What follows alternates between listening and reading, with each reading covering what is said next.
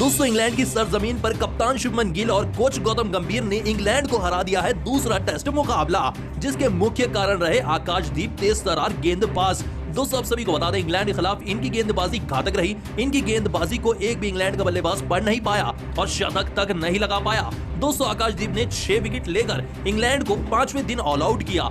दोस्तों आप सभी को बता दें इनकी शानदार गेंदबाजी की वजह से ही भारतीय टीम में मुकाबला जीत पाई। दोस्तों अगर रिकॉर्ड की अगर हम बात करें तो भारतीय टीम ने 336 रनों से इस महामुकाबले को जीत लिया इस टेस्ट मुकाबले के 5वें दिन। दोस्तों 5वें दिन 606 रन लगाने थे इंग्लैंड को और इंग्लैंड की टीम ऑल आउट हो गई मात्र 271 रन पर, जिसमें 6 विकेट तो कुल आकाशदीप ने ही लिए। दोस्तों ब्रिमिंघम के मैदान पर आज तक एक बार भी भारतीय टीम टेस्ट मुकाबला नहीं जीत पाई थी। लेकिन कप्तान शुभमन गिल ने पहली इनिंग में 267 रन और दूसरी इनिंग में 150 रन और फिर आकाशदीप के 6 विकेटों के चलते भारतीय टीम को शानदार जीत मिली।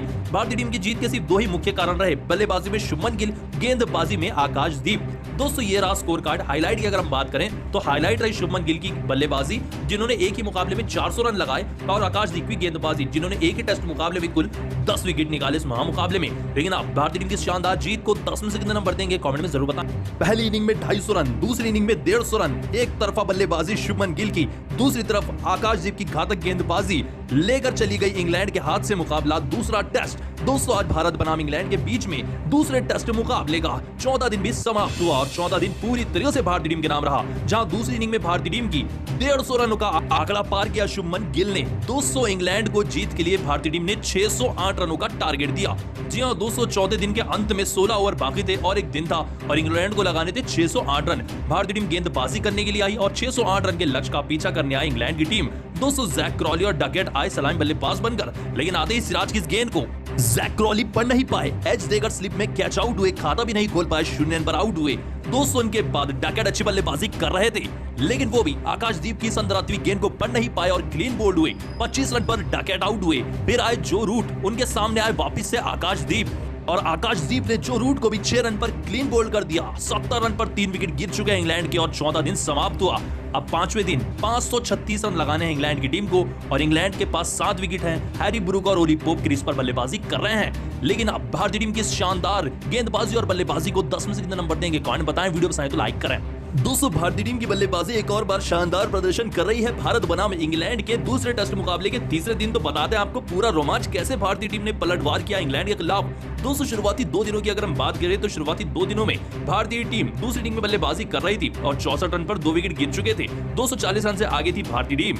दोस्तों आप सभी को बता दें कमाल लाजवाब राहुल और करुण नायर दिन की शुरुआत करने आए और इस 240 रन की लीड को आगे बढ़ाने आए, लेकिन एक और बार करुण नायर ने वही गलती की, बाहर जाती हुई गेंद पर एज दे बैठे और कैच आउट हुए, जिसके चलते दिन के सुबह करुण नायर 26 रन बनाकर आउट हुए। दोस्तों आप सभी को बता दो इनके बाद आए 14 नंबर पर खुद कप्तान शुभमन गिल। दोहरा शतक लगाने के बाद गिल अच्छी बल्लेबाजी कर रहे थे और देखते ही देखते राहुल ने अर्धशतक लगा दिया। दोनों के बीच में साझेदारी हो ही रही थी, तभी इस तरीके से अंदर आती हुई गेंद पर क्लीन बोल्ड हुए कमाल लाजवाब राहुल। 55 रनों की एक शानदार पारी खेलकर राहुल आउट हुए।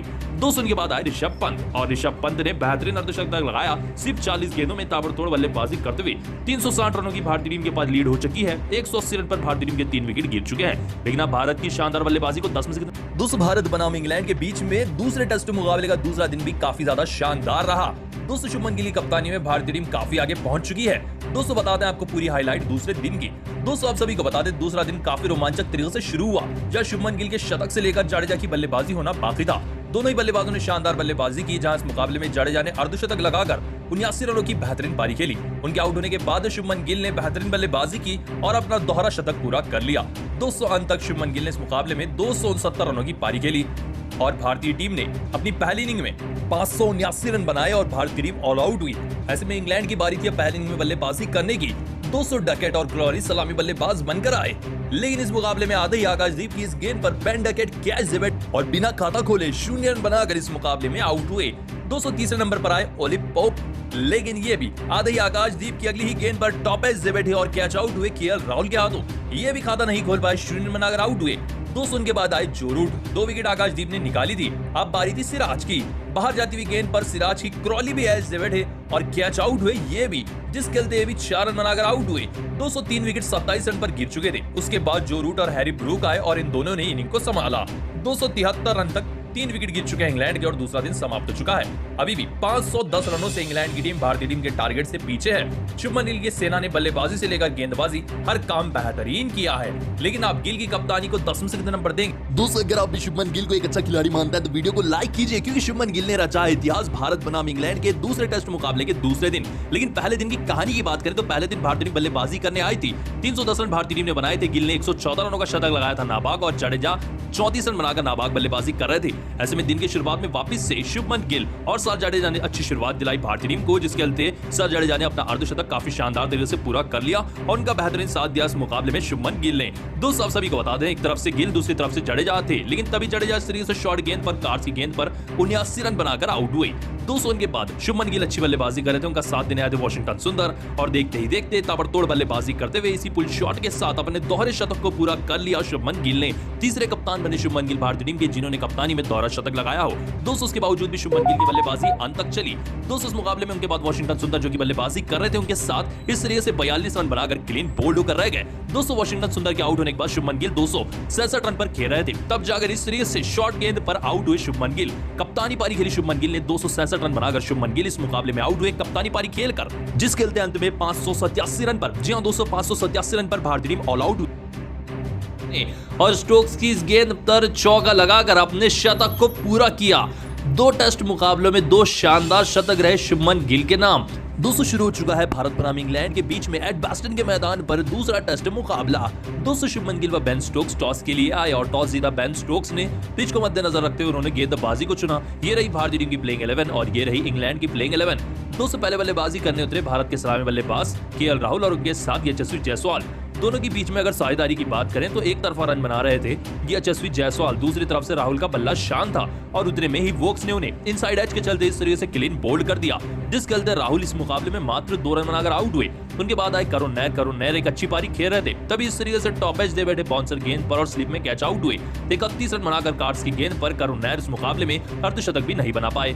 2 विकेट जाने के बाद शुभमन गिल कप्तान आए, उनका अच्छा साथ दे रहे थे यशस्वी जायसवाल, जिन्होंने बेहतरीन बल्लेबाजी की। दोस्तों, शुभमन गिल और जायसवाल के बीच में साझेदारी हो रही थी। अर्धशतक लगाकर शतक की तरफ बढ़ रहे थे यशस्वी जायसवाल, तभी बाहर जाती हुई गेंद पर स्टोक्स की एज दे बैठे जायसवाल और कैच आउट हुए। 200 दमदार सेलिब्रेशन किया बेन स्टोक्स ने, क्योंकि जायसवाल अपने शतक से जो चूक गए। 87 रनों की एक लाजवाब शानदार जानदार पारी खेली जायसवाल ने।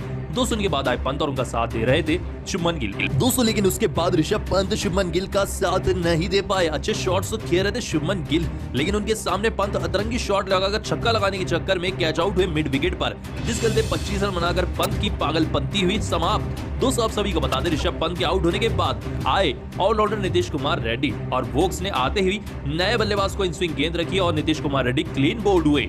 205 विकेट गिरी भारतीय टीम की। कुमार रेड्डी 1 रन बनाकर आउट हुए, लेकिन उसके बाद भी इतने प्रेशर को अपने सर पर चढ़ने नहीं दिया शुभमन गिल ने और स्टोक्स की इस गेंद पर चौका लगाकर अपने शतक को पूरा किया। 2 टेस्ट मुकाबलों में 2 शानदार शतक रहे शुभमन गिल के नाम। अंत तक इन्होंने 120 रनों की शानदार पारी खेली और 350 रनों के भारतीय टीम को पार पहुंचाया सिर्फ 5 विकेट के नुकसान पर। लेकिन आप शुभमन गिल के शानदार शतक को 10 में से कितने नंबर देंगे? कमेंट बताएं, वीडियो पसंद आए तो लाइक करें।